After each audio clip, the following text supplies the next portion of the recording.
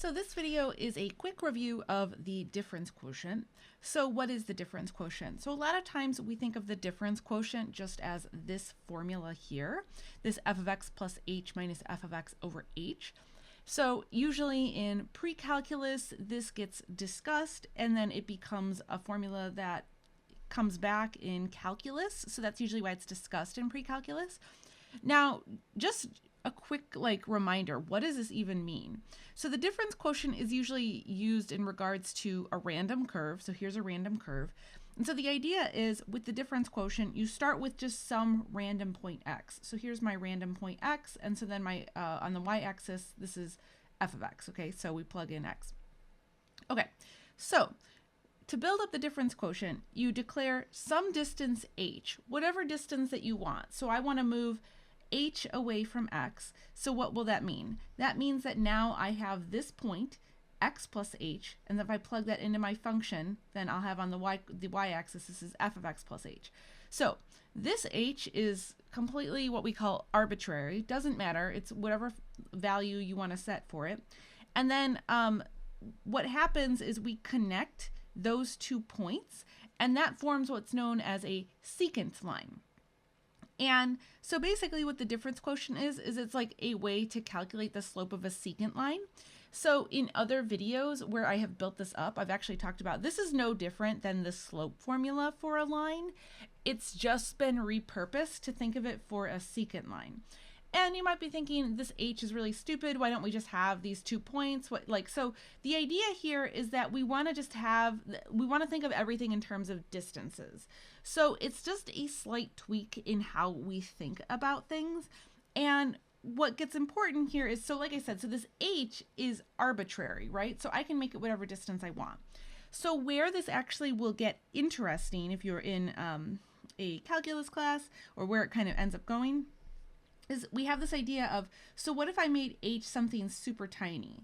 Okay, so there's kind of interesting things that come out of this if we think about this in terms of distance, because then if I have this super tiny h, then here's my point x plus h. So just think about how this slope here represents probably much closer to what's going on in the curve than the last secant line that we had, right? So this one here, this slope here represents the average between these 2 points, but there's a lot of movement between the 2 points, right?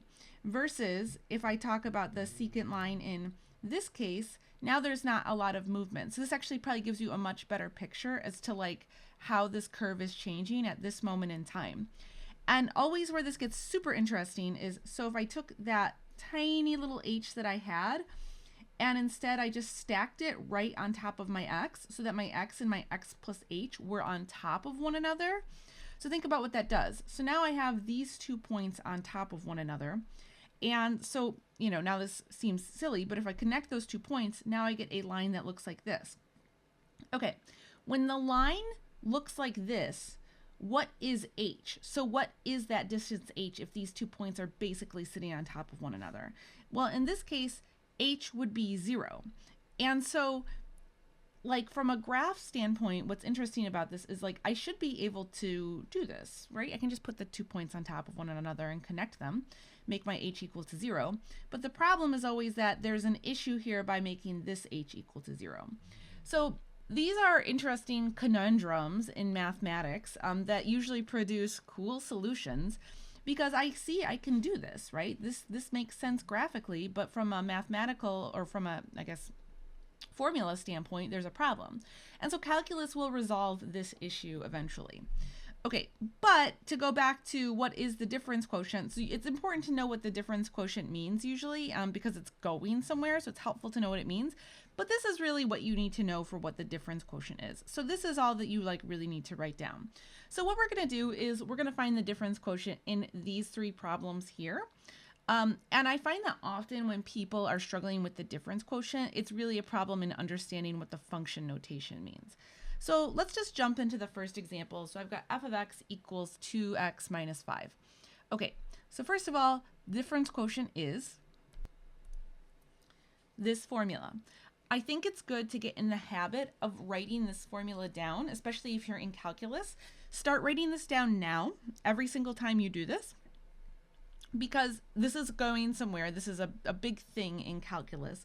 So you really want to make sure that you've got a good handle on this.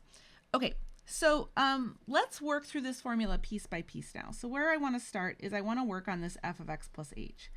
So let's just write out, so here's my f of x plus h. So what does that actually mean? So what tends to throw people off with this is like how to interpret this. So all function notation ever means is that where I have an x, I'm going to replace x with whatever I've put in here. So now where I see the x, I'm going to replace it with x plus h. So here is my function. And so now where I have this x, I'm going to replace that with x plus h. And it would be wise to use parentheses when I do that. So my f of x plus h in this case will be 2 times x plus h minus 5. And so now what else can I do with that? Well, as far as like what do you do after you plug it in, it kind of depends on the situation. So in this case, I can just distribute the 2. So this becomes 2x plus 2h minus 5.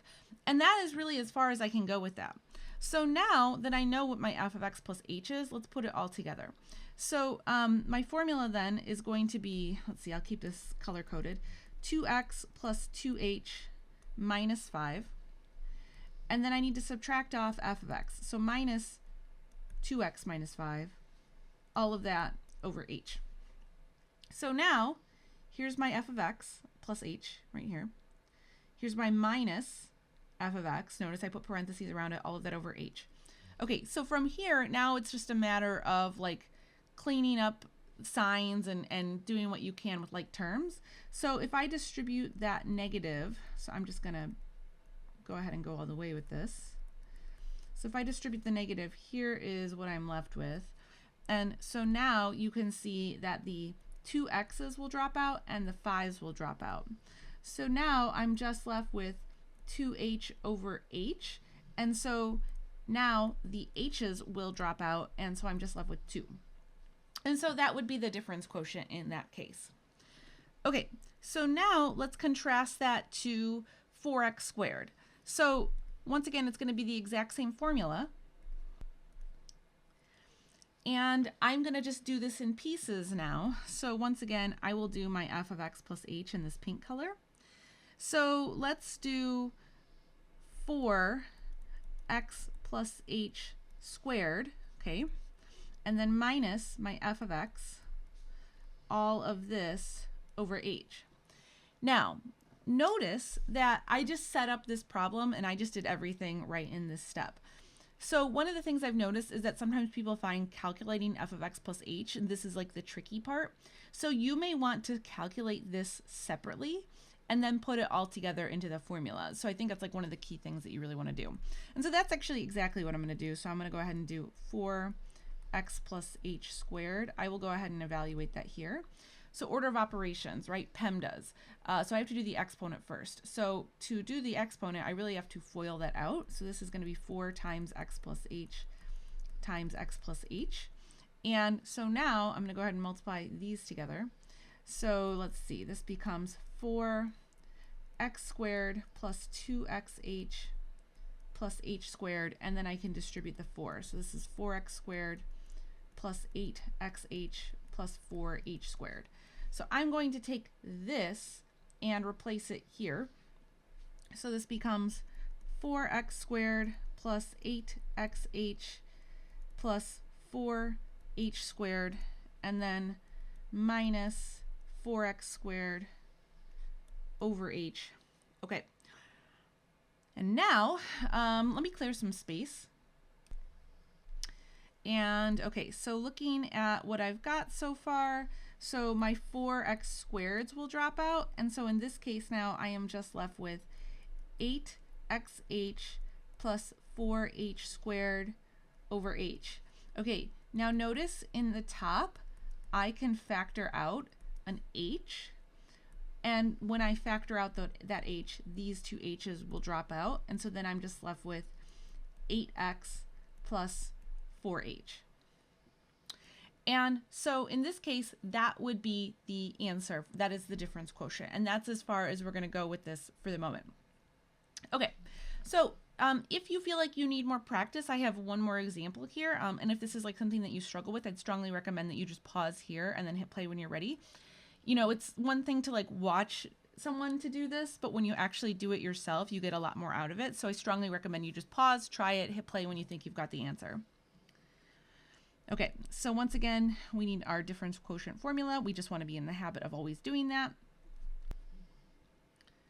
And so in this case, I will not color code everything. So I'm just going to go ahead and plug everything in. So my f of x plus h, that would be this part here. And then I want to use parentheses to subtract off all of this. And then all of this is going to be over h. Okay. Now, once again, I think it would be good to work this part out. I'm actually going to do that in another space. So let's do that here. So once again, I need to follow my PEMDAS here. So this is going to be x plus h times x plus h. And then if I multiply that out, that's x squared plus 2xh plus h squared. So that's 3x squared plus 6xh plus 3h squared. And so that's what I'm going to put in its place now. So that will be 3x squared plus 6xh plus 3h squared minus 3x squared minus 1. Oops, and I forgot the plus 1. Let's see, plus 1. And then minus 3x squared minus 1. There we go. All of that over h. Okay, so now, let's see, I got the 3x squareds, I got the h's. So this will be 6xh plus 3h squared over h. Factor out an h again. Or you can just alternatively divide everything by h. So here, my h's will drop out, and so then my final answer will be 6x plus 3h, and so that's it. Okay, so if you found this helpful, I would love it if you would hit that like button or leave a comment or subscribe to the channel. That would be the best. And I will leave it at that, guys. Thanks for watching. I'll catch you in the next video.